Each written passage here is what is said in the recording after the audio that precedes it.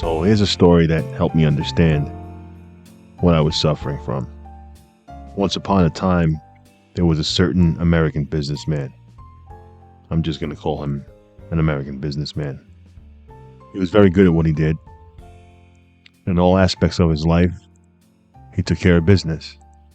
Pretty much like what I did. He went to work every day.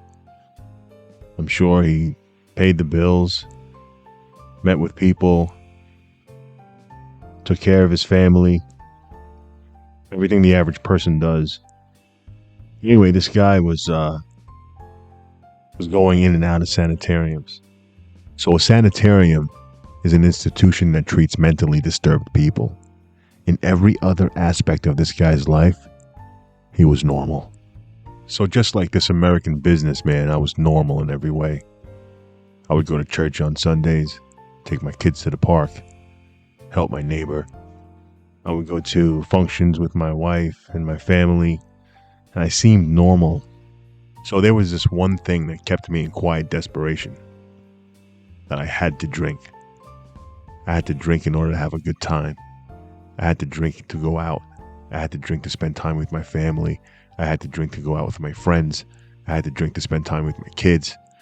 I had to drink alcohol if I wanted to feel like a normal person. So just like this American businessman, I was fucked. So this businessman had consulted with the best known psychiatrist in America. Having had no success with the American psychiatrist, he got on a boat and traveled to Europe. He then found himself in the care of a celebrated physician, a psychiatrist named Dr. Young. Even though the businessman was a bit doubtful that any treatment would work based on his experience in America, the good doctor treated the businessman for about a year. The businessman had regained his confidence, and his physical and mental condition was unusually good. He had believed that he acquired such a profound knowledge of the inner workings of his mind and its hidden springs that for him to pick up another drink was unthinkable, impossible.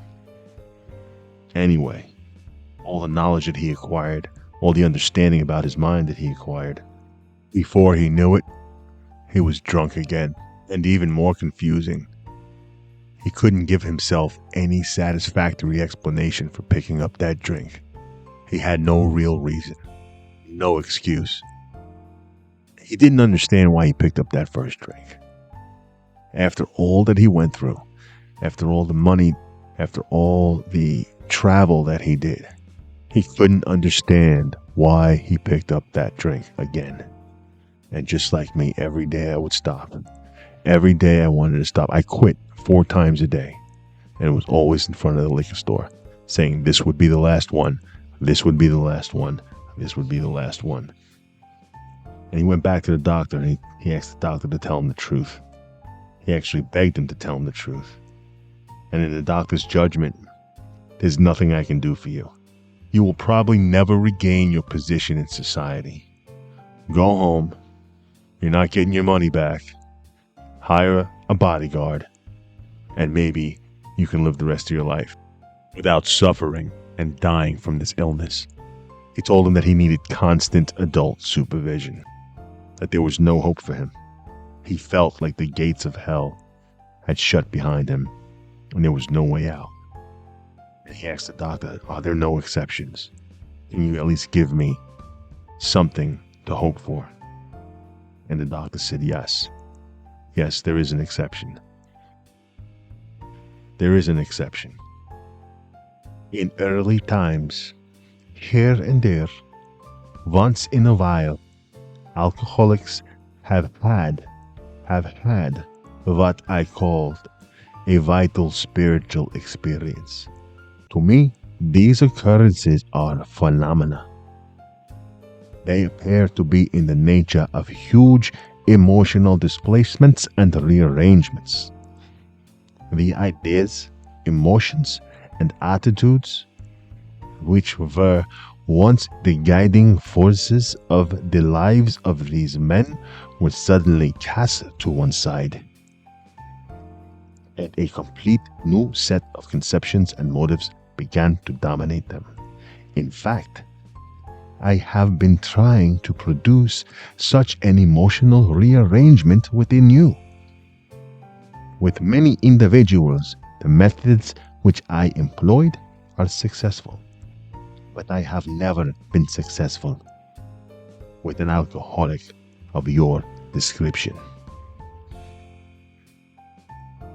So imagine the number 3 doctor on the planet, number 3 psych doctor on the planet telling you that that's it, it's game over.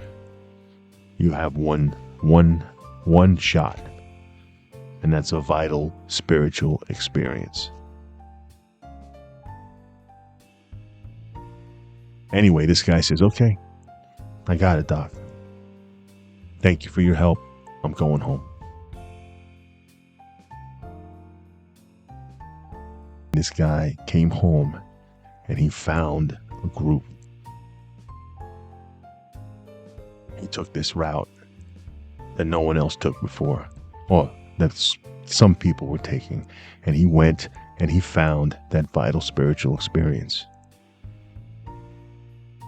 He went and found that experience that was going to give him the personality change that he needed to bring about recovery from alcoholism. And that story exposed me to exactly what I needed to do. I needed to change. And I thought that I could drink successfully. I thought there was a way for me to drink, have one drink and be okay, or go to a party and drink like everybody else. It was impossible. And there's many reasons for that. It's explained in this book in a chapter called The Doctor's Opinion. Anyway, this guy comes home and he survives. He survives this horrible suffering that he's been going through all of his life. And he decides to go and help other people. I always thought that I was incapable of love or living a normal life. This was the quiet desperation that I lived in. I would go to sleep at night knowing that I'm not like everyone else. Knowing that there was a splinter in my soul that I couldn't get out. And when I drank, I kind of felt like everybody else. But what alcohol did for me, or what alcohol did to me, it didn't do to everybody else. Once I started, I couldn't stop. And then this book found its way into my life. What seemed to be at first like a flimsy reed has proven to be the caring and loving hand of God.